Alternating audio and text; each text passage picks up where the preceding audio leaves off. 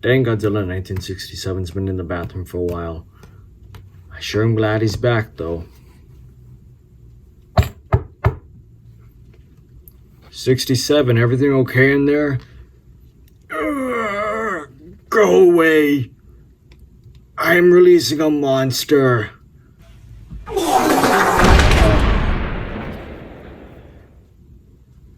Okay, that got weird fast. What the frick is that?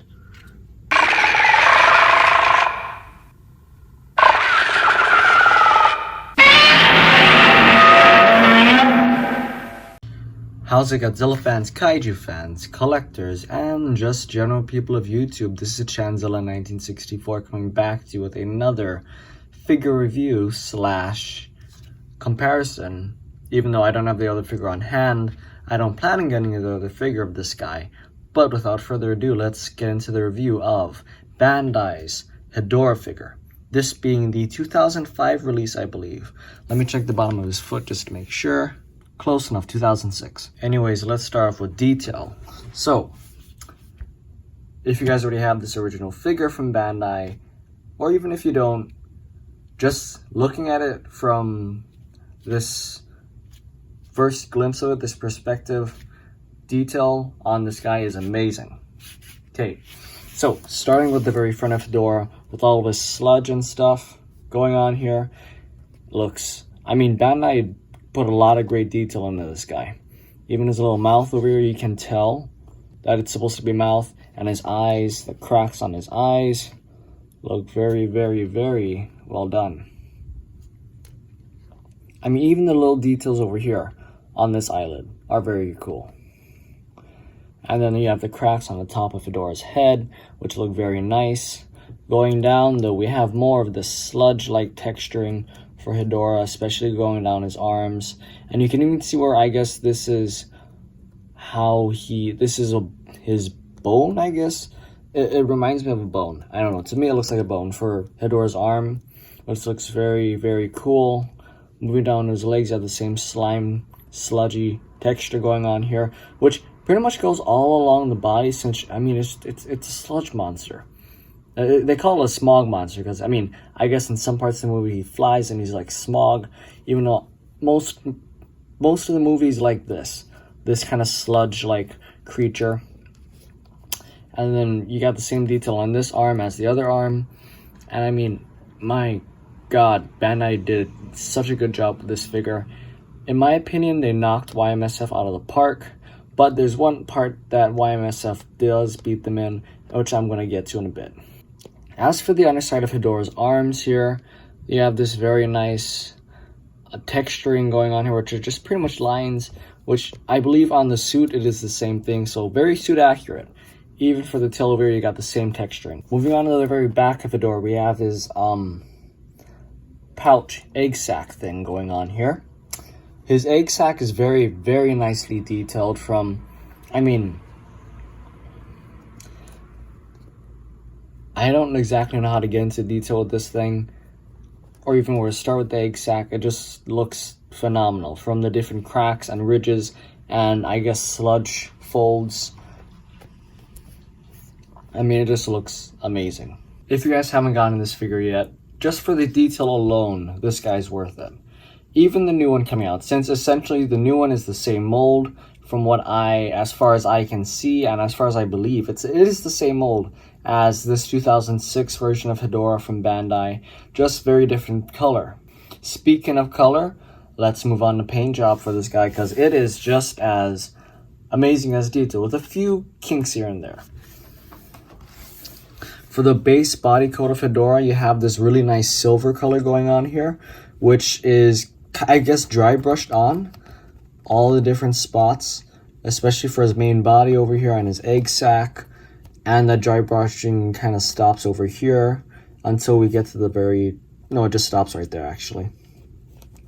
But since we're at the back, I might as well go over this paint for the egg sac, as well as the different areas that are painted in this really nice, beautiful yellowish green, and this really nice, I guess you can call it red color all throughout his body. it's placed very well, because in the movie I know Hedorah had more of a yellowish color going on with him, but I prefer this one more because it gives him more of that pollution, kind of dirty smog monstery feel that he is supposed to be. So I think Bandai nailed the paint job. If we're going for movie accuracy, maybe not, but in my taste, I think they did really well with this paint job. As we come around here, we have those same little I guess splotches of red paint over here, and this yellow paint throughout the body. The red paint is especially prominent over here on this one side of Hedorah's, I guess, shoulder, neck area. And we also have some red paint over here, as well as that yellowish green paint on the underside of his arms, painted very nicely. As well as the top of his head, we have the same green paint, greenish yellow paint. Now his eyes are the highlight for me when it comes down to paint, because we rarely see Bandai paint any monster's eyes with this kind of iris thing going on here, which they did for Hedorah, which looks very, very nice. And no bleed through the paint. I mean, they painted this figure so freaking well. I mean, this might be one of Bandai's best painted figures in my opinion. Now, the downside that I have with this figure is the fact that they stopped with this really nice silver paint over here, and they didn't finish it off with the legs or the very tip of the tail over here. But it's just one small gripe. It's no big deal, because it makes the rest of the paint job and the rest of this figure makes up for it. So yeah.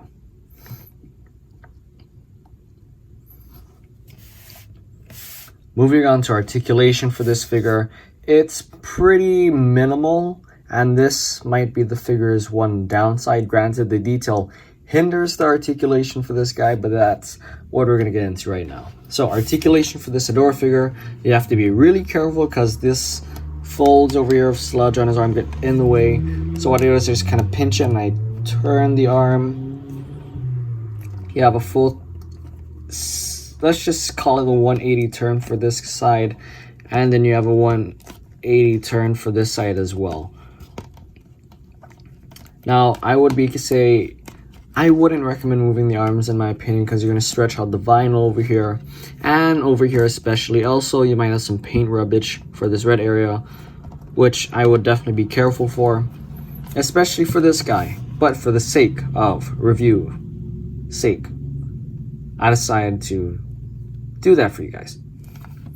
But yeah, articulation is this figure's downside, just like it's many Hedorah figures downside, even the YMSF figures. Yeah, so it is what it is, and I'm totally fine with it, because I mean, it's Hedorah, of course. Yeah, if there's any other way that you guys could think that it could have been articulated better, do let me know in the comment section down below, because I couldn't think of anything. One thing I could think of though was that they could have, and I wish they did, articulate the tail, but that's okay. In my opinion, only their arms really need to move, which they kind of can, but you can get them in some decent poses. For example, okay, size comparison for this guy. Now, first looks at it, this Bandai figure for Hedorah is really short, too short in fact for a proper sizing. And this is where YMSF has it beat, where the YMSF figure is about yay high, which is perfect height for Hedorah, because he was not really like a whole lot taller than Godzilla in the movie like Hedorah, but quite a bit taller than him. This figure is, for movie accuracy, really short. For play value though, it's Hedorah. Detail and the paint make up for it in my opinion, so I could care less about sizing. Even though I wish Bandai, if you ever come out with an 8-inch version of this guy, he would probably scale perfectly with this Godzilla figure. Which, yeah. Now, comparison time between this guy and the new Movie Monster Series Hedorah figure coming out, which I believe is called the Retro Painted version or the Retro Color Vinyl which is a Godzilla store exclusive. So if you're gonna pick that up, good luck, because I just checked the Godzilla store and I believe they're sold out. I did not grab one because I'm perfectly happy with this guy, and since it's the same mold, I just don't feel like I need that figure.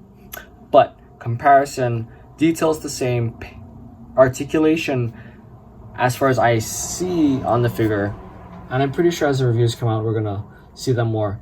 But even looking at the figure from pictures online or in-hand pictures, because this figure's already hit eBay, is the articulation is pretty much the same. Only place where this figure is different, the upcoming figure is different, is the paint. So, the top of the head over here is, or how do I put, the very top of the head over here is this really nice iridescent blue color with the eyes being changed to the red part being yellow and the yellow part being orange. This black ring over here is missing for the eyeball, which is kind of sad because it really brings out Hedorah's eyes, which is really nice. I don't know why Bandai left it out, but they've been lacking the paint department lately. But they still got the black pupil on the bright side. Moving on to his arms, in the retro version, he has this really nice iridescent blue and this purple going on for the arm and the purple for the fingers, which looks very nice. And you got the same iridescent blue for the leg and the purple for the toes over here. I guess you can call them toes, even though they're just kind of sludgy things. Moving on to Hedorah's back, you have the same blue, iridescent blue going on in the middle areas of the tail, and then for the outer regions of the tail and the egg sac, tail and egg sac, you got the iridescent purple, same spiel going on as the spiel going on with the arms and the legs. Now, do I think one figure is superior over the other? It's hard to say because I really have a soft spot in my heart for this guy. But the retro colored version is very cool. Like, the colors are very nice and the colors are cool. And the colors are kind of what I would like to see in the yellow and the red on this guy's arms and legs at least, because the paint kind of stops at the edges. But, Hedorah doesn't really have that, so it's not needed if we're going for movie accuracy. But for figure-wise, it just looks really cool. For me, I'm not so hot on getting these special color figures. By all means, if you're a big fan of Hedorah, and if you're a big fan of the movie Godzilla vs. Hedorah, I would say go for it, get it. But for me personally, I'm not planning on getting this figure. But overall, this figure is amazing. If you happen to get your hands on this guy, the Bandai original Hedorah release, I would recommend you pick him up. If you're looking for the height accuracy, I would say you should go more of the YMSF route, but it's more of this hard vinyl, which is a little tougher to move the arms and the tail, because yes, the YMSF figure does have tail articulation, but that's another thing, because I don't plan on getting that figure either. As for the retro color version, do I recommend you guys pick it up? Like I said, you know where I stand on that one. But this has been Chanzilla 1964. I hope you guys liked this video. If you did, do be sure to leave a thumbs up. And down below, if you like what you see on the channel, do be sure to subscribe, and it would definitely help you if you guys leave a comment down below, because you know how YouTube algorithm is and how wonky and just kind of not so nice it can be. But this has been Chanzilla 1964. Peace, saying till next time. Peace. Hi there, Godzilla fans. So, Chanzilla just wanted me to let you all know that he will be doing a review on this figure over here sometime later. Reason being because the Godzilla Movie Monster Series Megalon figure just ran out for shipping this past Saturday, and this video is probably going up on Sunday, knowing Chanzilla.